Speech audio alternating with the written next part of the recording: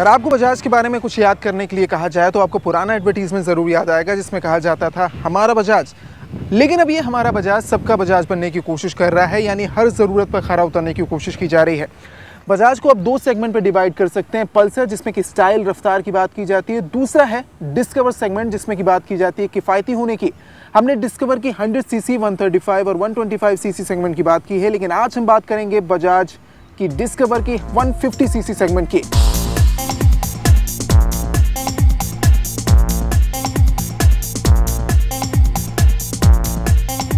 इस गाड़ी के डिज़ाइन पर बात करने से पहले कुछ बातों का ध्यान रखना ज़रूरी है, जैसे कि आपको अगर 2008 का ऑटो एक्सपो याद हो तो इसमें स्प्रिंट कॉन्सेप्ट को पेश किया गया था और ये गाड़ी मुझे निराश इसलिए कर रही है क्योंकि वही कॉन्सेप्ट में ढालकर पेश की गई है। अगर थोड़ा सा हेडलैम्प को आकर सबसे पहले आप देखें तो बहुत ही सिंपल हेडलैम्प आपको नज़र आएगी। हालांकि कोशिश इसमें ये की गई है, जो आमतौर पर डिस्कवर को पसंद करते हैं वो चाहते हैं किफ़ायती माइलेज मिले, गाड़ी बहुत ज़्यादा उनके पॉकेट को सूटेबल करती हो लेकिन साथ ही खूबसूरती में इजाफा करती हो। हेडलैम्प से थोड़ा सा नीचे आप जाएंगे तो आपको अलॉय व्हील, जो कि आजकल हर किसी टू व्हीलर्स में आपको नज़र आते हैं, तो ये एक चीज़ है। लेकिन जो पिछला टायर है वो आपको थोड़ा सा ब्रॉड नज़र आएगा, जिससे कि इस गाड़ी को और खूबसूरत लुक देने की कोशिश की गई है। ये जो सस्पेंशन है वो आपकी राइडिंग क्वालिटी को इन्हेंस करते हैं। नाइट्रॉक्स सस्पेंशन इसमें दिए गए हैं। एग्जॉस्ट जो है वो भी बहुत सिंपल सा है, लेकिन इसमें मेटल कोटिंग की गई है। वो बारीक चीज़ें जो कि इसमें देनी चाहिए वो सिर्फ दी गई हैं, लेकिन बहुत ज़्यादा अगर मैं कहूँ कि अप मार्केट लुक है तो ऐसा भी नहीं है।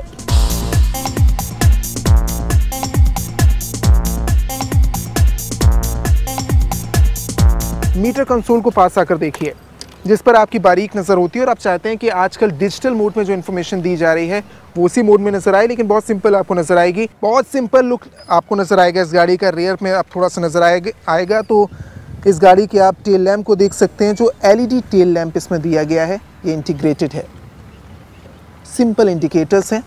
150 सीसी सेगमेंट की गाड़ी है। ये आकर देखिए इस गाड़ी के इंजन को।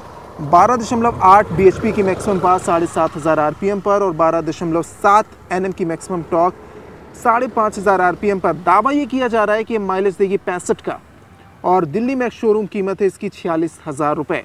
यानी 46,000 रुपये में अगर आपको ये सब कुछ मिलता है तो घाटे का सौदा नहीं है।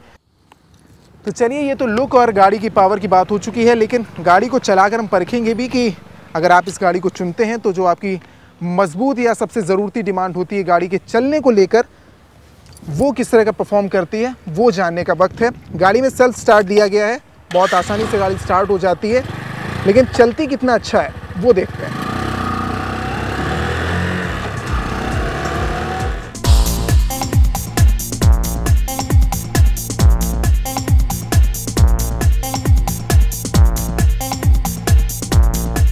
चलिए, अब हम निकल चुके हैं इस गाड़ी के छोटे से सफ़र पर और जानने की कोशिश करेंगे कि जो बेसिक डिमांड होती है आपको गाड़ी को लेकर, उस पर ये गाड़ी कितना खरा उतरती है। सबसे पहले सिटिंग पोस्चर को लेकर, अगर आप जानना चाहते हैं कि कितने रिलैक्स मोड में आप इस गाड़ी को ड्राइव कर सकते हैं तो ये आपके लिए काफ़ी ज़्यादा कंफर्टेबल होगी। डिस्कवर की और गाड़ियाँ आपने अगर ड्राइव की हो, चाहे वो 100 सीसी हो, 135 हो, 125 हो, तो उसी तरह 150 सीसी भी आपको निराश नहीं करेगी। जहाँ तक पिकअप की बात रही, 5 मैनुअल गियर्स इसमें दिए गए हैं। गाड़ी का पिकअप शानदार है। इंजन क्वालिटी का एहसास आपको इसकी राइड के दौरान हो जाएगा और ऐसी उम्मीद की जा सकती है कि लंबे वक्त तक ये गाड़ी आपका साथ देगी।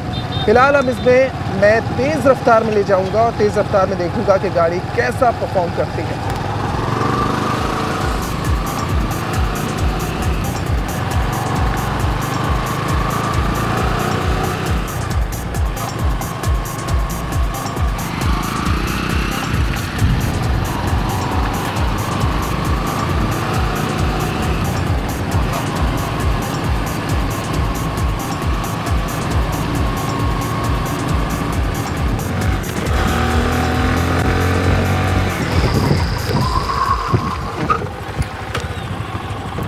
जैसा कि मैंने आपसे शुरुआत में कहा कि बजाज पूरी तरह से इंडियन मार्केट के, इंडियन बाइकर्स के सेट ऑफ माइंड को समझता है, तो कुछ गलत नहीं है। 100 सीसी के जरिए ये कोशिश की गई कि कम्यूटर्स को खुश किया जाए और दूसरी तरफ डिज़ाइन देकर ये कोशिश की गई है कि जो डिज़ाइन और स्टाइल पसंद करते हैं उनको ये गाड़ी ज़रूर पसंद आए। उम्मीद ये की जा रही है कि आपको ये गाड़ी ज़रूर पसंद आएगी। अगर आपकी भी कार या बाइक से जुड़ी कोई समस्या है या आपके पास कोई यूनिक कार या बाइक है तो हमें मेल करें merigaadi@cneb.in पर, या इस पते पर लिख भी सकते हैं। हम आपके पास आएंगे और जानेंगे आपकी गाड़ी की खासियत। अगर आप हमारा एपिसोड नहीं देख पाए हैं तो लॉग इन करें www.cnb.in पर, जिस पर आप पूरा एपिसोड देख सकते हैं। रफ्तार और रोमांच का ये सिलसिला आगे भी जारी रहेगा। अभी देखिए ऑटो जगत की बड़ी खबरें फास्ट ट्रैक में। अगले हफ्ते फिर होगी आपसे मुलाकात, तब तक के लिए अलविदा। भारतीय कार बाजार में जबरदस्त तेजी के बावजूद महिंद्रा एंड महिंद्रा की लोगन की बिक्री में केवल 5% की बढ़ोतरी हुई है। कंपनी ने अप्रैल में लोगन की कीमत लगभग 80,000 रुपए कम कर दी थी। इसके बावजूद मई माह के दौरान केवल 450 कारें ही बिकी, जबकि पिछले साल इसी माह में कुल 427 कारें बिकी थी। अब महिंद्रा एंड महिंद्रा इस घाटे को कवर करने की कोशिश में है। जापान की कार कंपनी टोयोटा मोटर्स ने अपनी छोटी कार इटियास का उत्पादन इसी साल शुरू करने का ऐलान किया है। कंपनी ने उत्पादन शुरू करने से पहले ही 70,000 कारों को बेचने का लक्ष्य रखा है। इटियास का उत्पादन आगामी दिसंबर तक शुरू करने की योजना है। ये कार कर्नाटक में स्थापित किए जा रहे कंपनी के दूसरे संयंत्र में बनाई जाएगी। टाटा मोटर्स की नैनो कार अब हाथों हाथ मिलना शुरू हो जाएगी और इसके लिए बुकिंग कराने का झंझट नहीं। ग्राहक शोरूम से ही कार को घर ले जा सकेंगे। गुजरात के साणंद में कारखाना खुलने से कार की डिलीवरी में अब कोई दिक्कत नहीं होगी। गौरतलब है कि 23 मार्च 2009 में नैनो की लॉन्चिंग के बाद लॉटरी के जरिए अब तक केवल 1.55 लाख कारों की बुकिंग ली गई थी, जिनमें से 35,000 कारें भारत की सड़कों पर दौड़ रही हैं।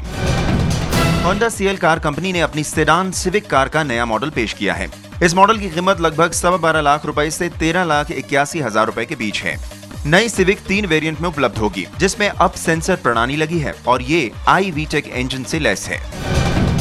प्रमुख वाहन निर्माता कंपनी जनरल मोटर्स ने अपनी 15 लाख कारों को वापस लेने का फैसला किया है, जिनमें तकनीकी खराबी की वजह से आग लगने की आशंका जताई जा रही है। इनमें सन 2006 से 2009 के बीच बने मॉडल शामिल हैं। ब्रिटेन के ऑटोमोबाइल इंजीनियर्स ने हाइड्रोजन से चलने वाली कार का आविष्कार किया है। इनका दावा है कि ये कार जल्द ही सड़कों पर दौड़ेगी। हालांकि भारत में इस कार के लॉन्च होने की समय सीमा तय नहीं की गई है। इस कार की टॉप स्पीड 50 मील प्रति घंटा होगी और ये एक बार टैंक फुल होने पर 200 मील की दूरी तय करेगी और इसका वजन लगभग 350 किलोग्राम के आसपास होगा।